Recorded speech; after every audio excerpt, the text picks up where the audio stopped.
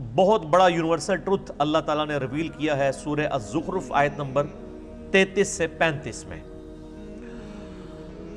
وَلَوْلَا أَن يَكُونَ النَّاسُ أُمَّةً وَاحِدَةً، اور اگر یہ ڈر نہ ہوتا کہ سب کے سب ایک امت بن جائیں گے، یعنی سب کے سب یعنی گمراہی کا راستہ اختیار کر لیں گے، ایک ہی گمراہی پہ سب جمع ہو جائیں گے،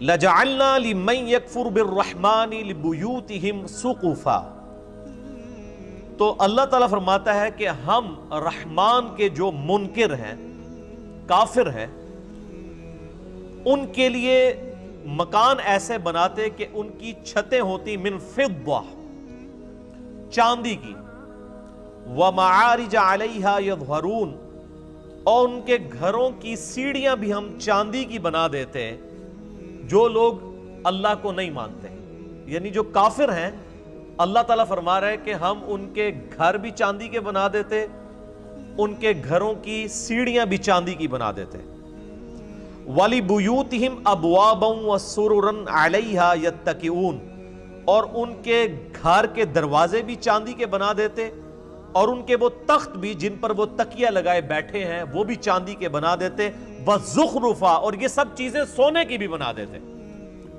یہی لفظ ہے زخرف، جس کی وجہ سے اس سورت کا نام سورہ الزخرف ہے۔ اللہ تعالیٰ فرماتا ہے اگر اس بات کا ڈر نہ ہوتا کہ سب کے سب لوگ ہی کافر ہو جائیں گے، کافروں کی جو شہانہ زندگی کو دیکھ کر، تو ہم جتنے کافر ہیں ان کے گھر چاندی کے بنا دیتے، ان کے گھروں کے دروازے چاندی کے بنا دیتے، ان کے گھروں کی سیڑھیاں چاندی کی بنا دیتے، ان کے تخت چاندی کے اور سونے سے یہ ساری چیزیں بنا دیتے، کافروں کو ہم سونا چاندی سے مالا مال کر دیتے، اگر ہمیں یہ ڈر نہ ہوتا کہ کافروں کی یہ شان دیکھ کے ساری کافر ہو جائیں گے۔ اندازہ کریں،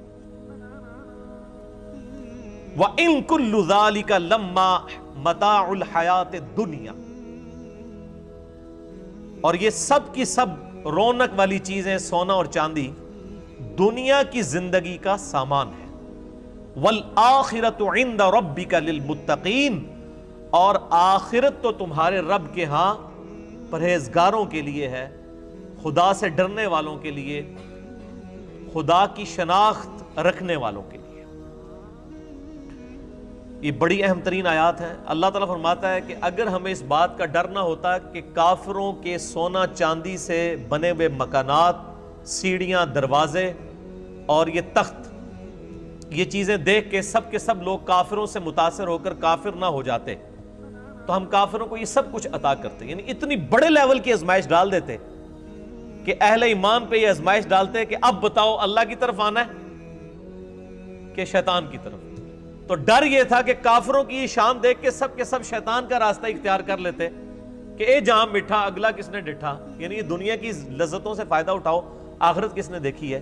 تو اس چیز کا ڈر تھا، اس کے بغیر ہی لوگ رحمان سے غافل ہو چکے ہیں۔ آج کسی کے پاس دولت ہے تو لوگ کہتے ہیں دیکھیں جی اللہ کا بڑا فضل ہے اس کے اوپر، کوئی دنیاوی منصب ہے، اس کو وہ اللہ کا فضل سمجھ رہے ہوتے ہیں، حالانکہ یہ ضروری نہیں، فضل ہو بھی سکتا ہے اگر حضرت ابوبکر، عمر، عثمان و علی والی خلافت ہو، اور یہ اللہ تعالیٰ کی طرف سے آزمائش ہو سکتی ہے اگر جو ہے وہ آل امیہ اور آل عباس جیسی خلافت ہو، سو کالڈ، یا ملوکیت۔ تو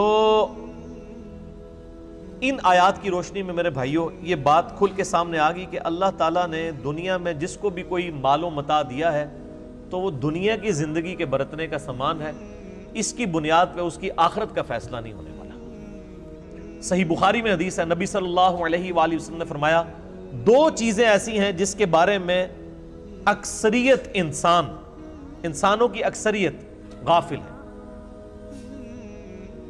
ایک صحت اور دوسری فرصت، یعنی اس کو انڈر ایسٹیمیٹ لوگ کرتے ہیں۔ صحت تو کسی وقت بھی جا سکتی ہے، تو جب تک صحت ہے اللہ تعالیٰ کو رسپانس کر لیا جائے، اور فرصت یعنی ٹائم کی اویلیبلٹی، اس کو بھی لوگ یعنی ضائع کرتے ہیں۔ پھر صحیح مسلم میں حدیث ہے، آپ صلی اللہ علیہ وآلہ وسلم نے فرمایا کہ دنیا اور آخرت کی مثال اس طرح ہے جیسے کوئی سمندر میں انگلی ڈبوئے، اس کے ساتھ جو پانی لگتا ہے وہ دنیا کی زندگی ہے، اور سمندر انفینٹ انلمیٹڈ آخرت کی زندگی ہے۔ یہ حدیث بھی آپ کو اس چیپٹر میں مل جائے گی۔ ایک اور حدیث ہے صحیح مسلم کی کہ آپ صلی اللہ علیہ وآلہ وسلم ایک دفعہ صحابہ اکرام علیہم رضوان کو لے کر مدینہ شریف سے باہر نکلے، ایک گندگی کے ڈھیر کے پاس کھڑے ہوئے جہاں پہ ایک گلی سڑی بکری تھی، بکری کا بچہ مرا پڑا ہوا تھا۔ آپ صلی اللہ علیہ وآلہ وسلم نے فرمایا تم میں سے کوئی شخص 1 درہم کے بدلے سے خرید لے گا؟ صحابہ نے کہا یا رسول اللہ کبھی نہیں ہم خریدیں گے۔ تو آپ نے فرمایا اللہ تعالیٰ کے نزدیک پوری دنیا اور جو کچھ اس کے اندر ہے اس کی اہمیت اس گلی سڑی بکری جتنی بھی نہیں ہے، جسے تم 1 درہم میں خریدنا پسند نہیں کرو گے۔ اللہ تعالیٰ یعنی تم اسے پسند نہیں کر رہے، اللہ کے نزدیک دنیا اس سے بھی زیادہ حقیر ہے جس کے اوپر لوگ مرتے ہیں۔ پھر آپ صلی اللہ علیہ وآلہ وسلم نے فرمایا، صحیح مسلم میں یہ حدیث ہے کہ انسان کہتا ہے میرا مال میرا مال میرا مال، پھر آپ نے وہ سورہ تکاثر پڑھی، الہاکم التکاثر حتی زرتم المقابر، تمہیں مال کی کثرت کی طلب نے خسارے میں ڈال دیا یہاں تک کہ تم نے قبروں کا منہ دیکھ لیا، ان قریب تم جان جاؤ گے، ان قریب تم جان جاؤ گے۔ یعنی جب قیامت آئے گی، یہ مرتے ہی قیامت قائم ہو جائے گی، اور پھر قیامت والے دن تم سے اللہ تعالیٰ نے جو نعمتیں دی ہیں ثم لتسألن یومئذ عن النعیم، ان نعمتوں کے بارے میں پرسش ہوگی۔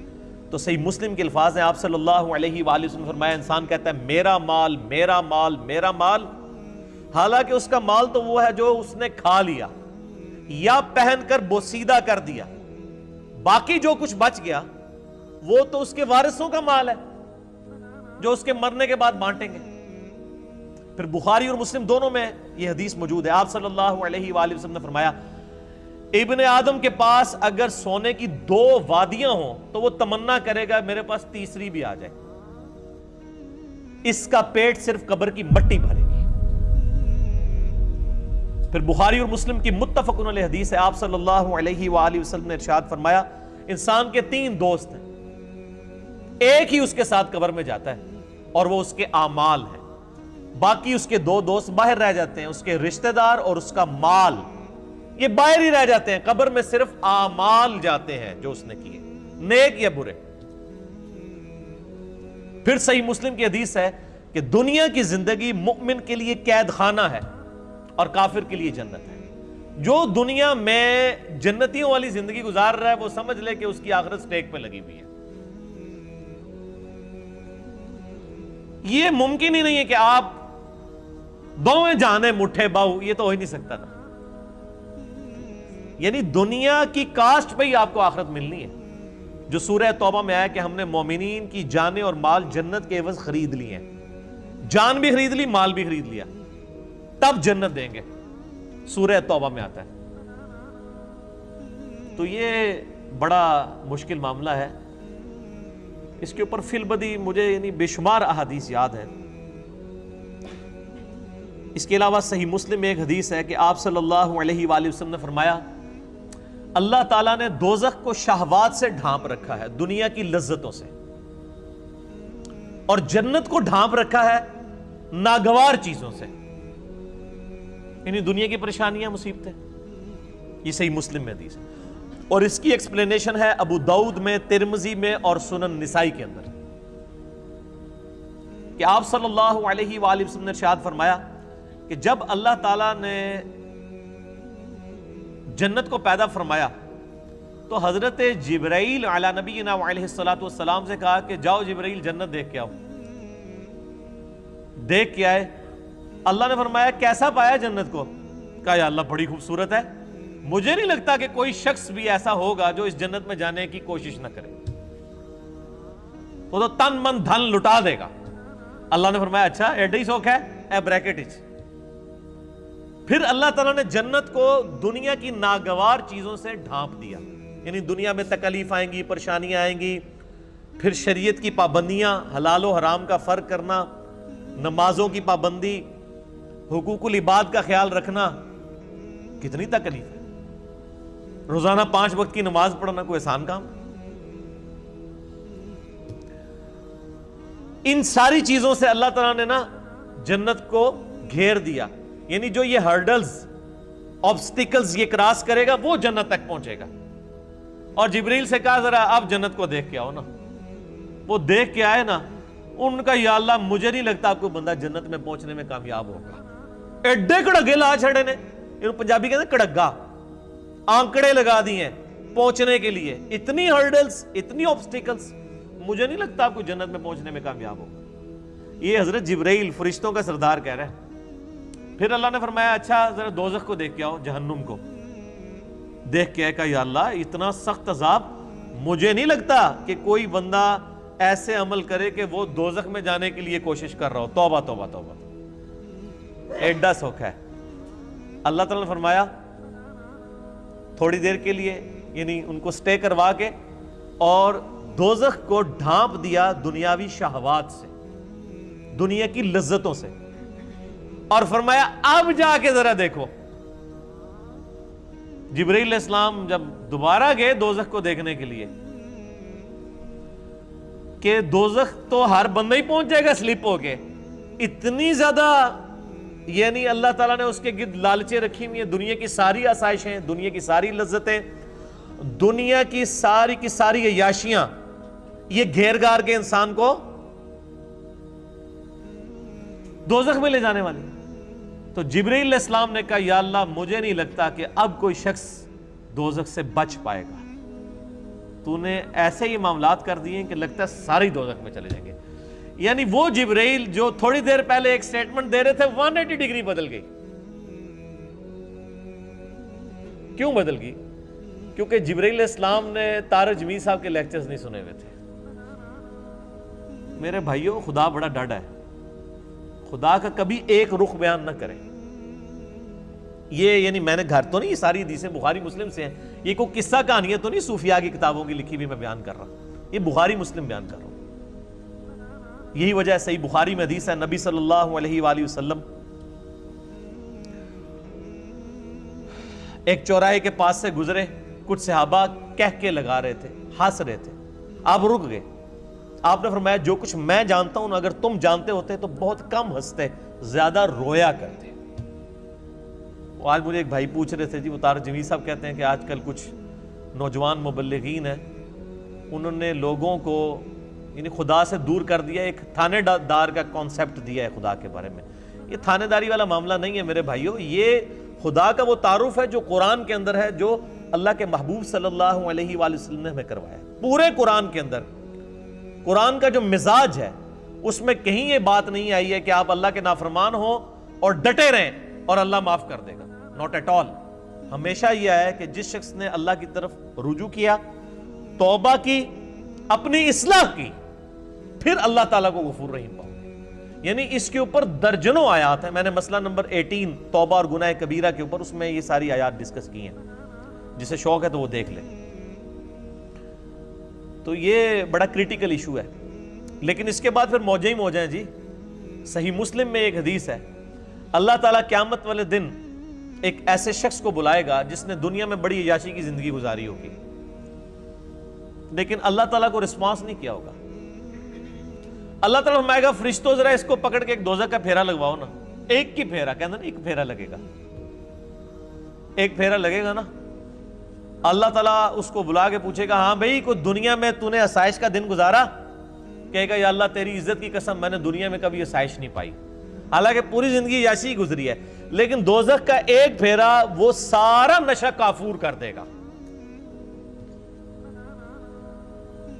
سارے کا سارا نشہ. ابھی آپ دیکھ لیں نا, عیاشی کی زندگی ہوتی ہے, جیسے ہی جناب گردے فیل ہوتے ہیں, شوگر ہو جاتی ہے, وہ جناب کل میں وہ پرویز مشرف صاحب کی ایک آن لائن ان کو لیا ہوا تھا صحافی نے, وہ تو لگ ہی نہ تھا, وہ مشرف ہے, اس کی تو آواز ہی نہیں تھی نکل رہی, کس طرح مکے لہراتا تھا. اور اب مجھے تو پہلے لگا شاید کوئی عورت بول رہی ہے, پھر میں نے غور سے دیکھا, میں نے کہا تو مشرف صاحب ہے, آواز بھی بیٹھ گئی. یہ وقت کے ساتھ ہر چیز کافور ہو جاتی ہے.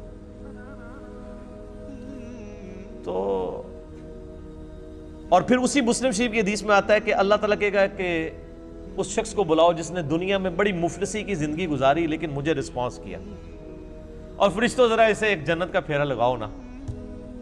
وہ ایک پھیرا لگوائیں گے نا، پھر اللہ پوچھے گا اوے دنیا میں کوئی تکلیف دیکھی؟